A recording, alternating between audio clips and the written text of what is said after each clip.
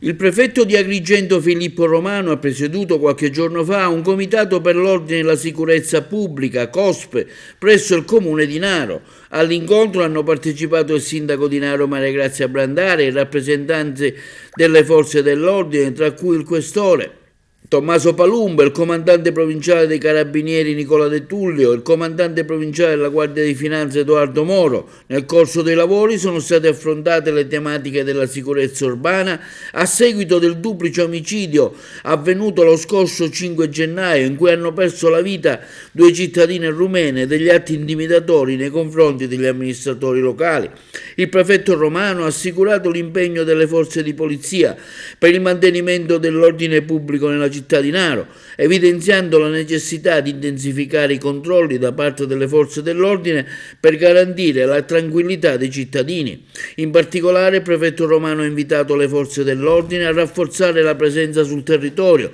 anche attraverso l'impiego di pattuglie a piedi e in auto, e a collaborare con l'amministrazione comunale per prevenire e reprimere i reati. Il prefetto Romano ha inoltre ribadito la vicinanza al sindaco in relazione agli episodi intimidatori di cui è stata vittima negli ultimi mesi, assicurando la massima attenzione dello Stato per l'incolumità personale del sindaco. A margine del comitato è stato inaugurato anche il dipinto murale della sala consiliare Morello del comune di Naro, realizzato dai ragazzi dell'Accademia Belle Arti di Firenze, diretti dal professor Calongero Vigiguerra.